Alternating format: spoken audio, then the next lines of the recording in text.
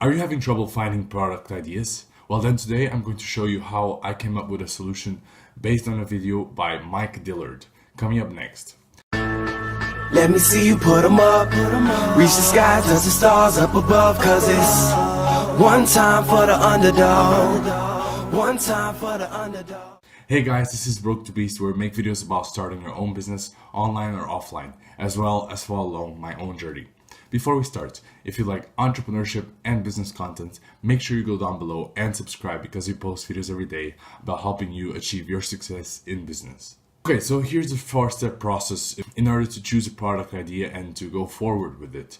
So the first step is to choose an industry. Now this may be the trickiest part because a lot of industries need to be remodeled and need to transition into the modern era, which means there's a lot of opportunity to disrupt it and to take down the companies that are established.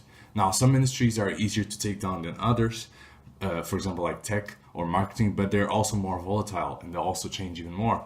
So which means that the other companies can come in and take your business as well. So choose your industry carefully and make sure you decide it based on your own strengths, because at least for myself, I wouldn't create a product if I wouldn't use it myself for a problem that I have, which means that I won't create products in industries that I don't care about or that I don't even know about. Look at the things that you like to do a lot or that you know a lot about. Those are the industries that you'd want maybe to go into. For example, myself, I like fitness. I know a lot about fitness. I like business, marketing, and I like to ride bicycles, for example. And all those three are things that I could go into. And currently I'm in business and marketing in my influencer marketing agency. But you can choose whatever you want, your industry that you like. But try to mix what you like doing and what you are good at and what you know a lot about. And don't follow what you love, follow your passion, what you're passionate about. So your passion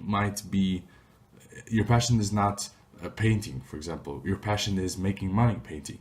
So things that actually have results in your life. So creating a life a free life where you can go anywhere you want or work whenever you want. That's my passion. And so the business is a form to create that passion.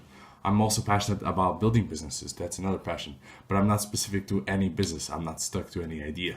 Anyways, once you have your industry, make a list of product ideas for that industry. So for example, let's choose the fitness industry, right? First thing you can think about is maybe make an ebook, right? An ebook for to sell on Amazon or other parts. You can think about maybe creating a membership site about fitness content, and so people can sign up and to look at fitness content and learn a lot more.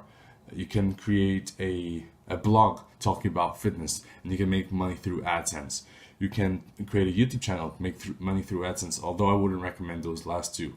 You can create a software product to help trainers to manage their clients and to get even more clients. You can create videos to help trainers get more clients, marketing strategies to create your own brand. You can sell products and supplements from other companies, or you can even make your own. And once you have this list, you need to start slashing off items from the list, because you can't do all of these. I mean, you may be able to once you have a big brand in fitness, and you can delegate these projects to different teams. But in the beginning, you have to choose one product and make sure all your material or all your content, your direction of your company is going towards that first product. And so start eliminating based on your needs. A few filters that you might think about are, for example, the initial investment. Try to invest in things that are bootstrapped, so things that you can start yourself with a very low amount of money. So maximum $10,000, but I'd say even maximum $3,000. If you can go even $0, that would be perfect. Because a lot of things that you need investors in the beginning, it might not be a good idea for your first business, because if you have no idea about that industry, about how to create a successful business and all that, it's just not a good idea to get other people's money involved without being able to have a clear strategy of what you're doing. So try to choose things that are bootstrapped. So of course, things like software, unless you're a software developer, things like software or creating supplements line may not be the best ideas. Although you can do these things with a very low budget. You can create an app for around $500, which is a pretty decent app, and you can actually start a supplement line with not that much money either. You can start by, for example, reselling stuff from AliExpress and then creating your own brand through white labeling, through Alibaba, which is, you can do it that way too.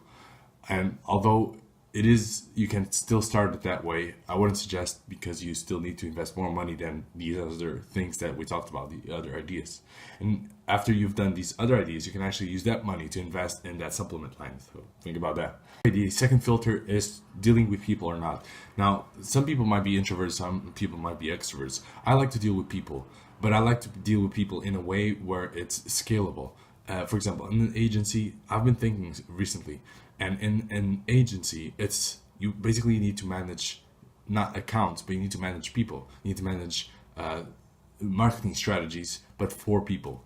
So you have to always be dealing with people and with emotions, and it is scalable, but you need to be start hiring people in order to scale an agency. And that's good and all if you want to manage people and you want a business that you're managing people, talking to people. That is fine and all, but if you want to truly scale things in the less arduous way in terms of dealing with people and creating people systems, which is one of the hardest things to do, then I wouldn't say that agencies are a good idea, or things that are dependent on people. So things like, for example, membership to a website might be a good idea, but an agency might not be the best of ideas. Instead of an agency, you can do maybe consulting. That would be better. So you can just hop on phone calls, but not make that your main business, because that's also still dealing with people, and you still have a time limit for yourself, right? 24 hours or even less in a day. Things like ebooks are good as well, because you create the ebook once and you can sell it and sell it again. You don't really have to deal with a lot of people. And you also have to see your personality, right? How much do you want to deal with people daily? I like to deal with people, but not in a way where I have to deal with their emotions and control the outcome of something for them. So an agency. So that's why I'm rethinking my business model. But you might want to do that, right? But I do like to deal with people in terms of simple things like membership websites where you have recurring revenue and you're dealing with clients like for cancellations, maybe upgrades or something like that. I can do that, and I do like that because it's also scalable. And talking about scalable, we go into the next filter, which is scalability.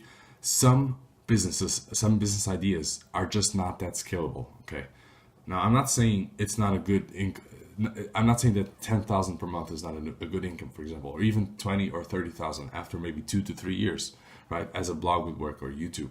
The problem with this is that you're already establishing a ceiling that is quite low for a business potential, right? If you really want to become free in your life and you want to be able to choose if you work or not, you need to make as much money as possible in as little time as possible. Of course, in a long period of time, it should be maybe 4 to 5, even 6 years. And after you sell it, or it goes down in revenue because just trends are changing. But you have to make sure you build something that is very highly scalable, that can go upwards of 100,000 per month. That's at least what I think. You can be satisfied with 10,000 to 30,000 per month. And I would be right now because I'm not making that amount of money. But once I get there, I know that I'll be thinking the same thing as I'm thinking now, which is, oh, what's next, right? I'm always thinking about the next step. And so it will be normal to have 10,000 per month. So I'll want to have the next step. At least that's what I think, but I'm pretty sure that's how my personality works.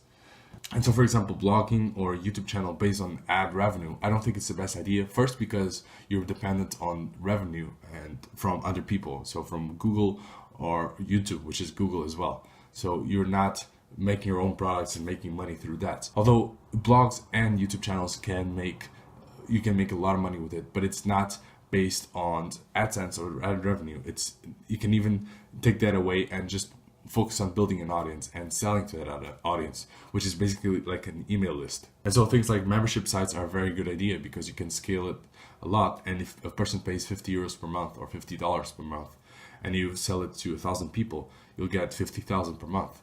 So that's how it works. As long as the churn rate is not too high, you can scale it up pretty quickly and have a lot of income in a short amount of time without having to deal with a lot of things. Also, another thing is to think about the ability to travel, right? If you start building something locally where the connections are all locally, and for example, you're doing social media marketing for brands, and maybe you imagine you're living in a city that it's not the perfect one for you, and then you'd like to change to other places in the future. when you're working with people locally and you have to meet up with them, you'll start building a business that is dependent on a location, right? Which is not bad if you already like the location, but if you're not giving yourself the freedom to travel if you'd like in the future, which, it's up to you. For example, myself, I'm living in Portugal right now, but I never wanted to build a business locally because I knew that I'd like to go somewhere else someday, which might be soon, by the way. I'll make a video on that. And of course, the last thing that I'm going to talk about is the revenue model, the last filter that you might want to think about. And the revenue model basically consists of how you're going to make money in a business idea that you're thinking about. For example, a blog, you're based on AdSense, and it can go up and down depending on the traffic that you have, or even how much Google pays or YouTube pays for the traffic that you're sending.